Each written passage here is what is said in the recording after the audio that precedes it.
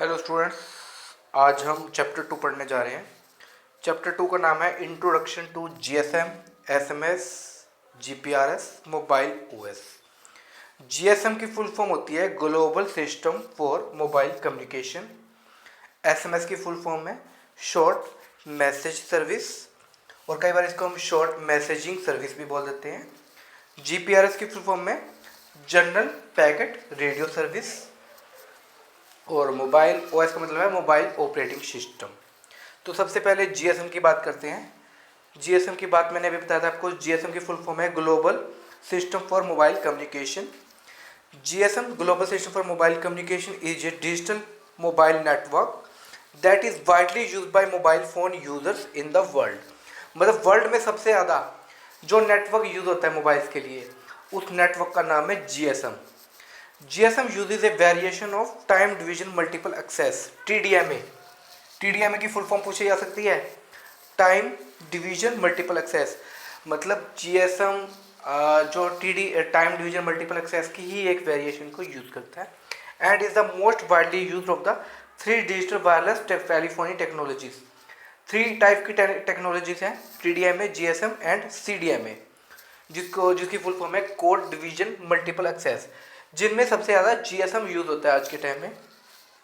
GSM digitises and compresses data. एक तो आपके डाटा को डिजिटाइज करता है, मतलब डिजिटल में कन्वर्ट करता है, और दूसरा डाटा को कंप्रेस भी करता है, और तब इसको चैनल में दूसरे स्ट्रीम्स, दूसरे यूजर डाटा के साथ भेजता है, each in its on time slot. क्योंकि टाइम डिवीजन मल्टीपल एक्सेस है तो टाइम स्लॉट्स में ही जाएगा।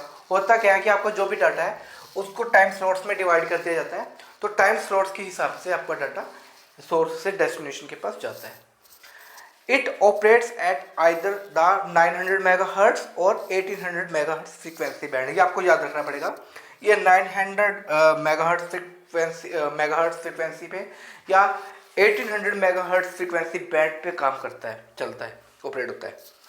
GSM together with other technologies is part of the evolution of wireless mobile telecommunications that include high speed। अब GSM के साथ कुछ और भी टेक्नोलॉजीज यूज होती हैं जो GSM में साथ साथ यूज होती हैं। उन टेक्नोलॉजीज का नाम क्या है? जैसे high speed circuit switch data, circuit switch बोलेंगे इसको, क्योंकि हाँ सर्किट स्विच इसलिए बोलते हैं क्योंकि अगर एक पर्सन दूसरे पर्सन से जीएसएम नेटवर्क पे बात कर रहा है तो उनके बीच में जो नेटवर्किंग स्विचिंग होगी वो सर्किट स्विच रहती है। आपको पता होगा ना सर्किट स्विच और पैकेट स्विच में क्या डिफरेंसेस हैं। सर्किट स्विच आपका डेडिकेटेड होता है दो पर्सन्स के बीच में, मतलब रहता है डाटा, जबकि पैकेट स्विच आपका डिस्ट्रीब्यूटेड होता है। तो खैर ये सर्किट स्विच होगा क्योंकि आप जो मोबाइल पे बात करते हो तो एक पर्सन से दूसरा पर्सन ही बात कर सकता है, कोई बीच में इंटरफेरेंस नहीं कर सकता। तो high speed circuit switch data. दूसरा general packet radio service, GPRS रहता है सभी में, जिसके थ्रू आज हम इंटरनेट चला रहे हैं अपने मोबाइल्स में, वो जीपीआरएस के कारण ही चला रहे हैं। अगर आपका इंटरनेट जीपीआरएस सर्विस प्रोवाइड नहीं करता तो हम इंटरनेट नहीं चला सकते।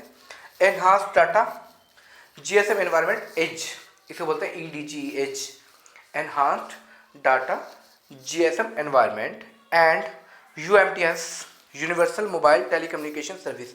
तो ये सारे ही सर्विसेज हैं जो जीएसएम के साथ अवेलेबल हमारे पास रहती हैं। Architecture of the GSM network. GSM network की आर्किटेक्चर की बात करें कि कैसा नेटवर्क होता है, तो GSM network has 4 separate parts that work together to function as a whole. ठीक है, 4 पार्ट्स बताए हैं।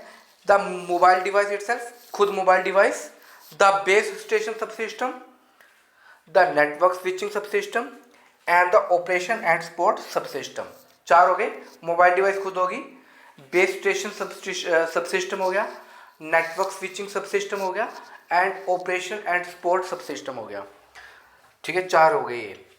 The mobile device connects to the network via hardware. अब कोई भी मोबाइल डिवाइस है किसी भी नेटवर्क से जुड़ी हुई है तो वो हार्डवेयर के साथ जुड़ी हुई है। जैसे कि सिम की फुल फॉर्म है सब्सक्राइबर आइडेंटिटी मॉड्यूल। आपके मोबाइल्स में सब सिम होती है ना, जब तक सिम नहीं होगी तो आप किसी नेटवर्क से अटैच नहीं हो सकते ना, तो सिम ही नेटवर्क से अटैच होने का काम कर रही है। The subscriber identity module SIM card provides the network with identifying information about the mobile user. इसके साथ साथ ये मोबाइल यूज़र की इंफॉर्मेशन भी प्रोवाइड करता है, क्योंकि इसमें एक नंबर रहता है, आप उस नंबर से, जो भी सिम में मोबाइल नंबर आपका स्टोर्ड है, उस नंबर से हमें ये पता चल जाता है कि कौन सा फलाना फलाना यूज़र हमें कॉल कर रहा है। तो एक आइडेंटिफिकेशन भी इसमें रहती है ना आपकी सिम में, ठीक है। तो global system for mobile GSM network, एक ये डायग्राम बनाया हुआ है आपके पास, ये नोट्स में अवेलेबल है। ये डायग्राम को आपको समझने की जरूरत है। इसमें जो सबसे पहला वाला जो बॉक्स बनाया हुआ है, इस बॉक्स में मोबाइल के बारे में है कि मोबाइल्स में क्या होता है। मोबाइल और उसके जो सिम कार्ड्स हैं वो आपके इस तरफ आ जाते हैं। बीच में आपका बीएसएस है, जिसे हम बेस स्टेशन सब सिस्टम बोलते हैं। मतलब नेट आपके मोबाइल से जो भी हम डाटा को ट्रांसमिट कर रहे हैं या रिसीव कर रहे हैं, तो बेस स्टेशन सब सिस्टम बीच में काम कर रहा है।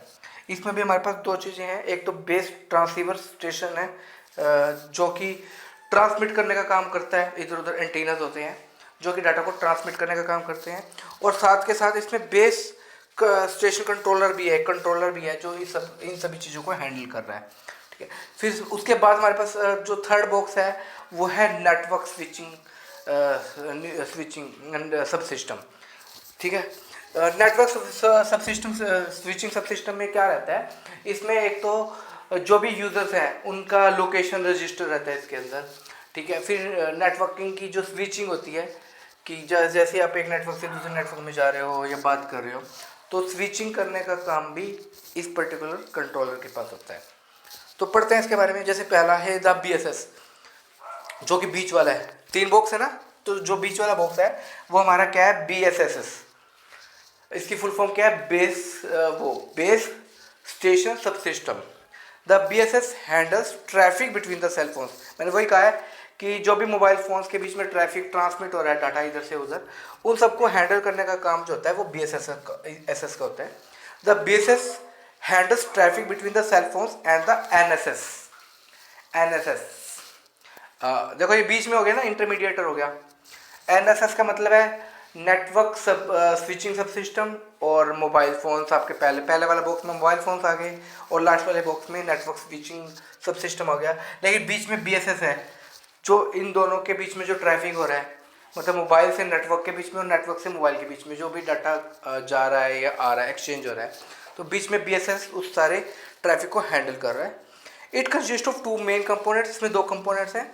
एक तो बेस ट्रांसीवर स्टेशन है जिसमें वो एंटीनास लगे हुए हैं, और दूसरा है बेस स्टेशन कंट्रोलर, ठीक है। आप उस बीच वाले बॉक्स में देखना, इसमें जो लेफ्ट साइड में है उसमें तो 2 एंटीनास हैं जो कि बेस ट्रांसीवर स्टेशन है, और राइट साइड में बेस स्टेशन कंट्रोलर है। तो base transceiver station and the base station controller, the BTS means base transceiver station contains the equipment that communicates with the mobile phones. इनमें जो antennas हैं वो antennas mobile phones के साथ communicate करने का काम कर रहे हैं, ठीक है। ये लिखा हुआ है largely the radio transmitter receivers and antennas, while the BSC base station controller is the intelligence behind it. मतलब एंटीनास का काम तो डाटा को ट्रांसमिट करने का है, वहाँ पे रेडियो ट्रांसमीटर्स हैं, ट्रांसीवर्स हैं, और जो रिसीव करते हैं या भेजते हैं डाटा को। लेकिन बीएससी का मेन काम है, क्योंकि ये कंट्रोल करता है सारी चीज़ को, सारी इंटेलिजेंस ही वहीं पर है। The BSc communicates with the controls A group of base transceiver stations, ठीक है। नेक्स्ट थर्ड जो हमारा वहाँ पर रेक्टेंगल था, उसमें था NSS, network switching sub system. The NSS portion of the GSM network architecture, often called the core network, tracks the location of callers to enable the delivery of cellular services. एक तो ये जो हमें call कर रहे हैं, callers की location को ट्रैक करता है कि किस लोकेशन से कॉल आ रही है, ठीक है। तो इसमें मतलब वो यूजर्स की लोकेशन का रजिस्टर रहता है एक तरीके से। और दूसरा क्या है, the NSS has a variety of parts including mobile switching centre. Mobile switching centre इसमें रहता है। जैसे हम किसी को एसएमएस करते हैं या कुछ करते हैं, तो मोबाइल स्विचिंग सेंटर आपके मोबाइल में फीड किया जाता है। अब जब हम कोई भी एसएमएस करते हैं एक जगह से दूसरी जगह, तो मोबाइल स्विचिंग सेंटर ही एसएमएस को एक जगह से दूसरी जगह भेजने में हेल्प करता है। एंड होम लोकेशन रजिस्टर, कोई भी यूज़र जब कॉल कर रहा है तो उसकी होम लोकेशन क्या है। मान लो कोई दिल्ली से सोनीपत कॉल कर रहा है, तो दिल्ली से जो नेटवर्क है वो उसकी होम लोकेशन के रजिस्टर को नोट कर लेगा। मतलब इसी से हमें पता लगा सकते हैं कि कोई यूज़र कॉल कर रहा है तो उसमें रोमिंग में है या नहीं है, वो होम लोकेशन रजिस्टर से पता चल जाता है कि कोई पर्सन रोमिंग में है या नहीं है। These components perform different functions such as routing calls को राउट करने के लिए, एक जगह से दूसरी जगह भेजने के लिए। राउटिंग का मतलब क्या होता है, पाथ डिसाइड करना कि किस पाथ से डाटा या कॉल्स आपकी जाएंगी। And short message services, message किस पार्ट से जाएंगे। And authenticating and storing caller account information via SIM card, क्योंकि हमारी सारी इन्फॉर्मेशन सिम कार्ड में रहती है। तो जब भी कॉलर कॉल करता है तो उसकी जो सिम की इंफॉर्मेशन है कि किसने कॉल किया, उसकी लोकेशन क्या थी, वो सारी मेंटेन हो जाती है हमारे पास नेटवर्क स्विचिंग सेंटर में, या स्टेशन कह सकते हो आप, नेटवर्क स्विचिंग सब सिस्टम कह सकते हो आप, ठीक है। तो वहाँ पे वो सारी मेंटेन रहती है। तो सारी आइडेंटिटी ही यूज़र की हमें सिम कार्ड से पता चलती है। तो इस तरीके से ये मेरा पूरा जीएसएम का एक आर्किटेक्चर है। पेपर में इंपॉर्टेंट क्वेश्चन है, ये आ सकता है। Next is code division multiple access, CDMA, code division multiple access. तो मैंने बताया था कि GSM is a variation of TDMA, time division multiple access. Time slots के हिसाब से हमारे पैकेट्स या डाटा वॉइस ट्रांसमिट होते हैं। अब आ गया कोड डिवीजन मल्टीपल एक्सेस। तो उसमें क्या था कि टाइम स्लॉट्स में डिवाइड हो जाता है आपका डाटा, जबकि कोड डिवीजन मल्टीपल एक्सेस पूरे के पूरे स्पेक्ट्रम को यूज़ करता है, पूरे के पूरे स्पेक्ट्रम को यूज़ करता है। तो ये सीडीएमए कहने को तो सबसे, ये टीडीएमए और दूसरे नेटवर्क से ज़्यादा एफिशिएंट कह सकते हो। CDMA is most efficient then other networks. और फिलहाल मैं आपको, इसमें तो नहीं लिखा हुआ लेकिन मैं आपको बता दूं कि सीडीएमए को पेटेंट करवा रखा था इंडिया में रिलायंस और टाटा ने। आपने देखा होगा रिलायंस का वो फ़ोन आया था स्पेशली, जिसमें रिलायंस की ही सिम डलती थी और किसी की डलती नहीं थी। टाटा डोकोमो था, तो उनमें एक खास टेक्नोलॉजी यूज़ की जाती थी जिसका नाम है सीडीएमए, ठीक है। तो कोड डिवीजन मल्टीपल एक्सेस क्या है? Code division multiple access is a digital cellular technology used for mobile communication. CDMA is the base on which access methods such as CDMA1, CDMA 2000 and WCDMA are built। मतलब ये सारे ही methods जो हैं ये CDMA पे based हैं। CDMA cellular systems are deemed superior to FDMA and TDMA। ये मैंने भी आपको बताया है, CDMA इन सब में बेस्ट है, इन सब से सुपीरियर है, चाहे वो हम FDMA की बात करें चाहे TDMA की बात करें। TDMA को हम दोबारा इसकी फुल फॉर्म देख लेते हैं। TDMA की फुल फॉर्म है टाइम डिवीजन मल्टीपल एक्सेस, और FDMA की फुल फॉर्म है फ्रीक्वेंसी डिवीजन मल्टीपल एक्सेस, और CDMA की अभी हमने पढ़ी थी कोड डिवीजन मल्टीपल एक्सेस। तो CDMA FDMA और TDMA से ज़्यादा सुपीरियर है, which is why CDMA plays a critical role in building efficient robust and secure radio communication system. वही देखो इसलिए कह रहा है, इसलिए CDMA ज़्यादा एफिशिएंट है क्योंकि ये रोबस्ट भी है, सिक्योर भी है, सिक्योर रेडियो कम्युनिकेशन सिस्टम हमें प्रोवाइड करता है। फीचर्स क्या CDMA की? इन CDMA every channel uses a full available spectrum, मैंने भी बताया। बाकियों में तो ये डिवाइड होता है, जबकि CDMA फुल स्पेक्ट्रम को यूज़ करता है। Individual conversations are encoded with pseudo random digital sequence.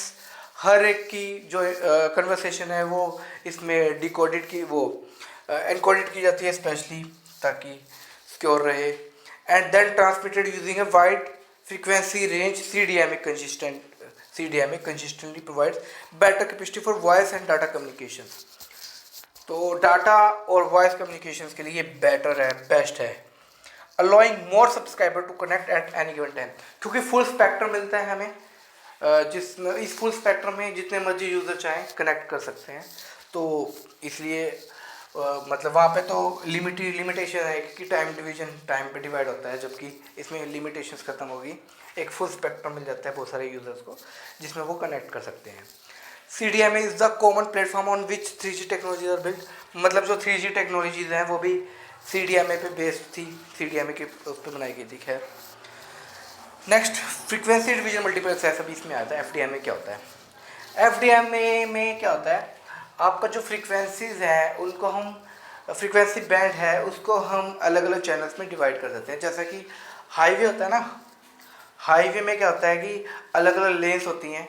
जैसे मान लो मैं कहता हूँ कि जो कोई हाईवे है उसमें 6 लेन है या 12 लेन है, तो आप देखते हो कि हर गाड़ी अपनी लेन में चल रही होती है। तो फ्रीक्वेंसी डिवीजन मल्टीपल एक्सेस में भी यही होता है कि फ्रीक्वेंसीज को डिवाइड कर दिया जाता है अलग अलग चैनल्स में, तो हर डाटा अपने चैनल में चल रहा होता है, तो फ्रीक्वेंसीज डिवाइड हो जाती है अकॉर्डिंगली, चैनल्स के अकॉर्डिंगली, और हर डाटा अलग अलग चैनल्स में आपका ट्रैवल करता है एक जगह से दूसरी जगह।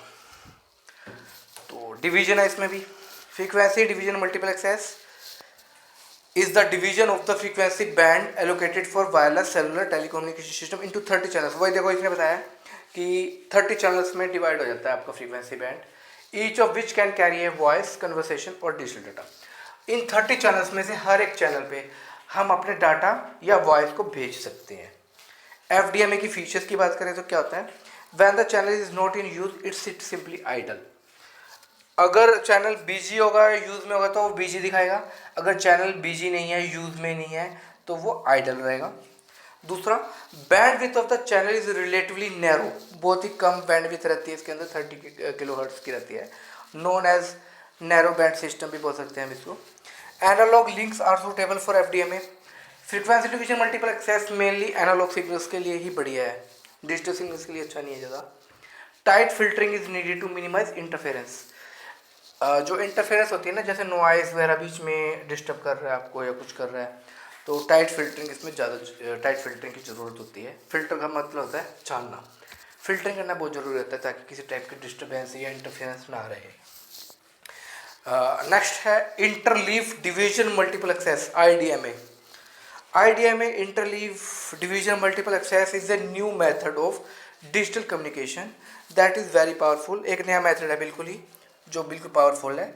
Interleaving is a technique commonly used in communication systems to overcome channel noise. Generally हमारे पास जो प्रॉब्लम रहती है वो नॉइज़ की प्रॉब्लम रहती है, या बस्ट एरर्स की प्रॉब्लम रहती है, या फेडिंग की प्रॉब्लम रहती है।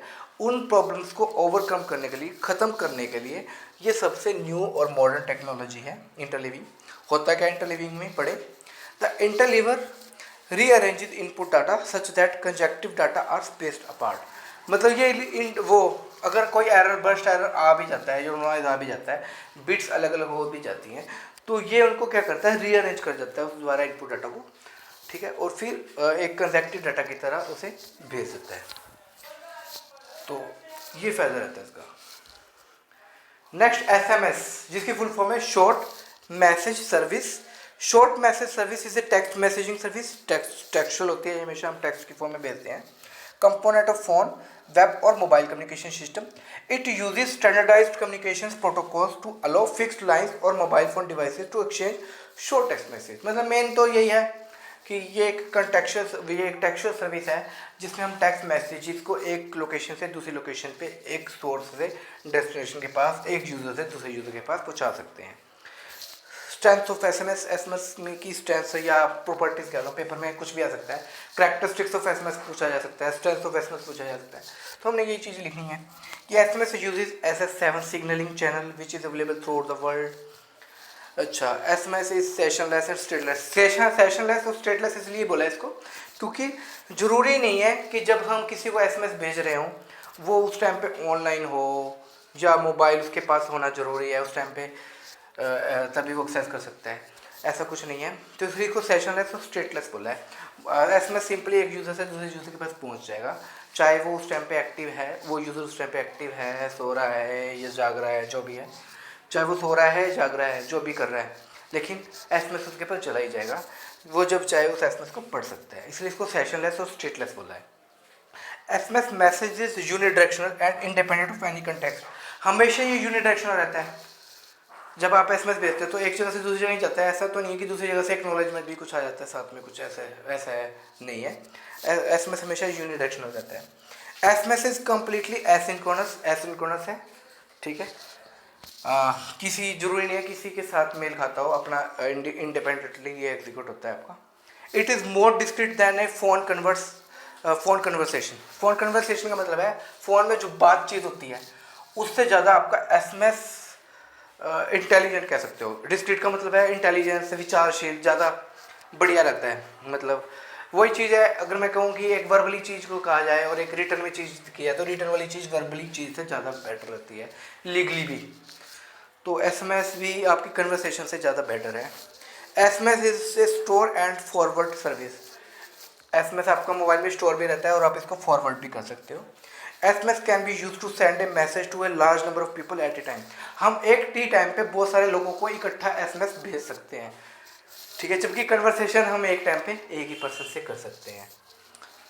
वैल्यू एडिड सर्विसेज, आजकल आपके मोबाइल में बहुत सारी वैल्यू एडिड सर्विस ऐड हो जाती हैं जो कि आपका टेलीकॉम सर्विस प्रोवाइडर आपको देता है। मान लो टेलीकॉम सर्विस प्रोवाइडर कोई भी है, वोडाफोन है, आइडिया है, रिलायंस है, जो भी है आपका, जो भी आपका टेलीकॉम सर्विस प्रोवाइडर है, ठीक है, तो वो कई बार आपको कुछ एक्स्ट्रा सर्विसेज प्रोवाइड कर सकता है। वो सर्विसेज पेड भी हो सकती हैं और फ्री भी हो सकती हैं, जिनके लिए आपको पे भी करना पड़ सकता है और फ्री भी हो सकती हैं। ऐसी सर्विसेज को हम वैल्यू एडिड सर्विसेज बोलते हैं। फॉर एग्जांपल, अगर कोई कॉलर ट्यून लगा दी जाए, कोई रिंग टोन लगवा दी जाए, या आपके पास कोई न्यूज़ वाले SMS आने लग गए आते हो कि जिसमें कोई भी लेटेस्ट न्यूज़ या ब्रेकिंग न्यूज़ आता है, उसका SMS एकदम आपके पास आ जाए। कोई भी नया ब्रेकिंग न्यूज़ आया और आपके पास उसका SMS पहुंच गया, तो उसके लिए उसके बदले में सर्विस प्रोवाइडर आपसे कुछ पैसे चार्ज करता है। इसी को हम वैल्यू एडिड सर्विसेज बोलते हैं। पढ़े इसके बारे में। Value added services in mobile phones means दो services that are offered by telecom service providers to customers beyond the core services like SMS, voice and data। देखो कुछ कोर सर्विसेज है जो हमेशा आपको मिलती हैं। SMS आपको मिलते हैं, वॉइस आप कन्वर्सेशन कर सकते हो, और डाटा इंटरनेट आप यूज़ कर सकते हो। लेकिन इन तीनों के अलावा अगर हम कोई और सर्विसेज को ऐड कर रहे हैं तो उनको बोलेंगे हम value added services. The services में आइदर बी फ्री और चार्जेबल, मतलब उनके पैसे भी चार्ज किए जा सकते हैं और वो फ्री भी हो सकती हैं। The major areas where VAs are provided included entertainment से रिलेटेड हो सकती हैं, ई-कॉमर्स, स्पोर्ट्स वगैरह किसी से भी रिलेटेड हो सकती हैं। Example in the telecommunication examples of modern value added services include voice mail. कई बार हमें वॉइस मेल की जरूरत पड़ती है, ठीक है, top up, ring back tones, SMS lottery systems. हम कुछ ऐसी गेम्स खेल सकते हैं जिसमें लॉटरी वगैरह हो, वोटिंग्स कर सकें SMS के बेस पे, हम बैलेंस चेक कर सकें अपने। जैसे मान लो मुझे बैंक का बैलेंस चेक करना है, ठीक है, जब बैंक में मैं कोई भी ट्रांजेक्शन करता हूँ तो एकदम मेरे पास बैलेंस आ जाए, तो वो सर्विस भी हो सकती है आपकी। एम कॉमर्स, पहले हम ई-कॉमर्स वर्ड यूज़ करते थे, आजकल एम कॉमर्स वर्ड यूज़ होने लग गया बहुत सारी जगह पे। ई-कॉमर्स का मतलब तो कंप्यूटर से था एक्चुअल में, इलेक्ट्रॉनिक्स मीडियम के थ्रू अगर हम कोई बिजनेस करते थे तो उसको हम ई-कॉमर्स बोलते थे। लेकिन अब एम कॉमर्स का मतलब है मोबाइल के थ्रू अगर हम कोई ऐसा बिजनेस करते हैं तो वो मोबाइल कॉमर्स हो गया, आपका एम कॉमर्स हो गया। And mobile money based services, तो ये सारी वैल्यू एडिड सर्विसेज हैं। Next GPRS, general packet radio service, जो कि इंटरनेट के लिए होती है। General packet radio service is a packet based wireless communication service.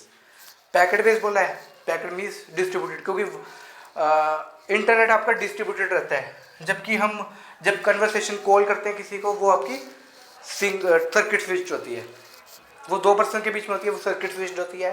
जबकि इंटरनेट, वाईफाई वगैरह आपके, इनको हम पैकेट स्विच्ड बोलते हैं। Packet based wireless communication service that promises data rates from 56 up to 114 kilobits per second and continuous connection to the internet for mobile phone and computer user. मैंने वही बताया कि GPRS का मेन यूज़ है internet users के लिए। GPRS अगर आपके सिस्टम में है तो आप इंटरनेट यूज़ कर सकते हो। The higher data rates allow users to take part in video conferences. जितने ज़्यादा हायर रेट्स होंगे हम उतना ज़्यादा वीडियो कॉन्फ्रेंसेस में पार्ट्स ले सकते हैं, मल्टीमीडिया वेबसाइट्स के साथ इंटरेक्ट कर सकते हैं, और कुछ और एप्लीकेशंस हैं, नोटबुक्स वगैरह, computers, mobile hand held device के साथ यूज़ कर हम मतलब अच्छा यूज़ कर सकते हैं अगर हमारे पास GPS सर्विस है तो। GPRS is based on global system for mobile communication, बताया था कि फुल फॉर्म भी यही होती है। And complements existing services such as circuit switch, cellular phones connections. Circuit switch में क्या होता था, सिंपली कॉल होती थी दो पर्सन के बीच में, उनसे एक्स्ट्रा हमें एक कॉम्प्लीमेंट मिल जाता है कि हम इंटरनेट डाटा को यूज़ कर सकते हैं अगर GPS सर्विस हमारे पास है तो। फीचर्स और कैरेक्टरिस्टिक्स क्या हैं इसकी।